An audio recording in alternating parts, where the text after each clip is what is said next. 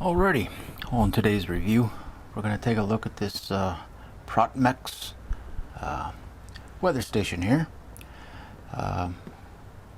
Pretty nice device overall, I think. I already took it out of the box, so let me show you what it all includes. Alrighty, this is basically what you get, except you get 3 of these, of course. I have 2 of them that I'm using in various locations for demonstration and testing purposes here. The instruction manual, pretty simple, straightforward there. The main display and transmitter receiver. I guess that's just a receiver. The light turns off, high and low, and then off.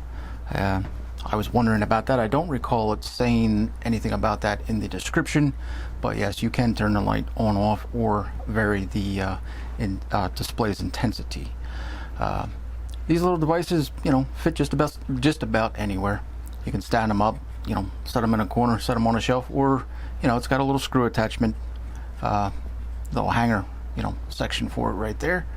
One thing I do want to mention on these, you must pay very close attention. This tripped me up in the beginning. When I first powered it on, I could not get it to connect to the other 2 sensors. It would connect to one, no problem, but to the rest of them, yeah, nothing doing. The instructions were not exactly clear on this. Step 1 in the instructions is set the alarm.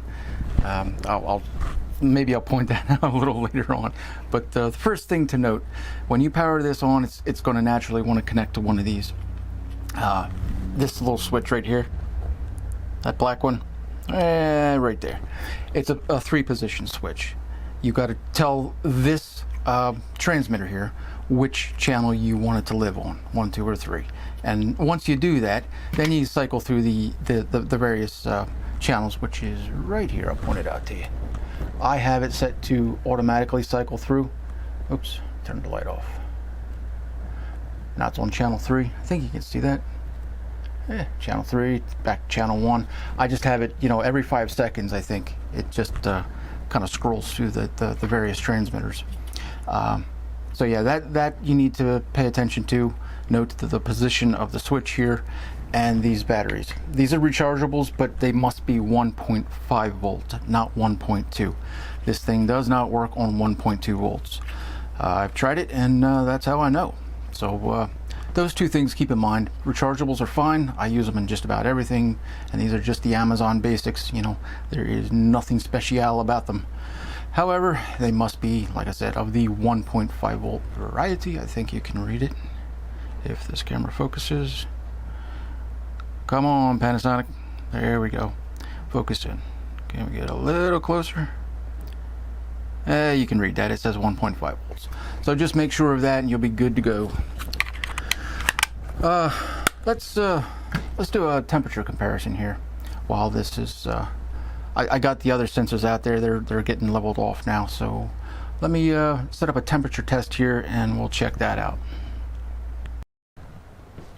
Alright, I have a couple of various thermometers here hooked up, leveled off. This is a Fluke 87V, if you were wondering, a very new one with a very new thermocouple in it, reading 69.9 degrees. The main display here is, boy, that's touchy. The main display here is reading 73.2 indoor temperature right here at this spot. Meat thermometer here is reading 70. Now, I just touched the thermocouple here, so don't pay attention to that. Meat thermometer here, reading 72.1, 73.2, 72.3. The remote sensor here is reading 72.3. I can move this a little closer. And there we go, 56% humidity, and 70, kind of see it there, 72.3. So, which one is the most correct? I don't know. Now this one's just kind of floating in the air here, 71.7. I don't know where exactly this thing reads. And I keep touching that light. Yeah, well, I got this running on, I'm hardwired here. That's why I'm, a little short on the tether. But there's vents back here and I guess they allow for, you know, heat and whatnot to escape, but I'm sure somewhere in here, one side or the other, is where the actual sensor is. And I've looked, I mean, that's just a standard K-type thermocouple. I'm sure that's all they're using here. Maybe it's soldered on the board, maybe it's something on a standoff, but it's got to be, you know, on one side or the other here. And I don't know which side. I've looked and I can't see the thing. So I don't know. You know, if I knew it was right here, I would put this, you know, right here, so we could do, you know, the closest comparison, apples to apples. But like I said, I don't know which side the thing is on, but I know it's in there somewhere, and I'm sure it looks just like that. But anywho, here's the back side of it. Nothing too special there, just pretty standard stuff. It naturally, like I said in the beginning, it has an alarm. And that was step one for this thing. Step one, set your alarm. Well, I mean, step one should have been, that's what kind of irks me a little bit about these. From factory, they were all set to channel 1. I mean, step one, it's a weather station. What you want to do is see the weather. That should be step one, how to set it up to see that. Yeah, make sure, like I said, make sure that you got these set on the correct channel if you're trying to use 3 of them like I am. Now, my use case is a little different perhaps than yours. I am monitoring weather, but I'm not monitoring outside weather. I want this specifically for looking at indoors. One of which is in my attic. If you have an attic, you probably want to watch yours too. And if you have a basement, which I wish I had, but I do not, you might want to watch that. You can watch your humidity levels and, you know, temperature, of course. And I've got this in one spare bedroom. I got one of these. I got one in the attic, and then this one I usually have out in a separate room that I air condition in the summer, but I do not heat in the winter. So being able to monitor these 3 various positions is, well, it's going to give me data that I didn't otherwise have. So that's what I'm doing with it. Anywho, overall, I'm quite happy with it. I think for the money, and I mean, I didn't know they even made something like this with 3 different transmitters. That's a godsend to me, because I can literally watch 3 different rooms in my house now. And I was always going to get one specifically for the attic, and then I just, you know, happened to stumble across this and got the option to do a review on it. And I'm like, heck yeah, I'm going to do that, because that's exactly what I need to solve my problem. So yeah, I think it's as accurate as, you know, anything else. Well, anything else that I have. I don't know. I don't know the percentage of accuracy of this K-type thermocouple.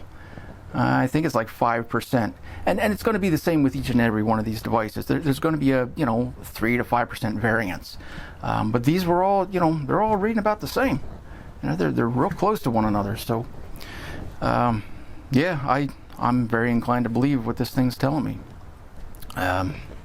Good stuff, guys.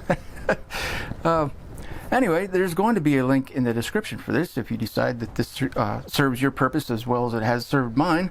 Like I said, you know, I'm monitoring 3 different rooms in my house, and this is a godsend because it is a 3-channel, and it comes with 3 of these all-inclusive for not a lot of. I think for the money, this is a real hard device to argue with, especially for the purpose that it serves. For me, it absolutely solves the problem. So, good job, guys. All right, I'm gonna wrap this up real quick. I just thought I'd show you this real quick here. Now, I won't see if I can get the camera to focus in on this. I'm not joking. First step. Set the damn alarm. Well, you know what to do. I think I've shown you what you need to do there. So, yeah. How about no? I wanted to see if there was a specification on this, and for the accuracy. Sure enough, yes there is. It's right on the box. Average error is for temperature is plus or minus 1 degree, and then for humidity is plus or minus 5%. I think you can see that. So yeah, that is quite accurate. I don't think you would need anything more accurate than that, especially for just measuring, you know, weather, ambient conditions, that sort of thing. So I think that's going to wrap this one up, and I hope you enjoyed it. I can wholeheartedly recommend it. If you have a special use case like I do, you want to see 3 different zones for you might want to watch like outdoor temperature, outdoor weather conditions. You might want to watch that along with your attic and then your basement. I hope to have a basement one of these years, but not this year. Anywho, that wraps that up. I hope you enjoyed it, and hey, thanks for hanging out, and cheers.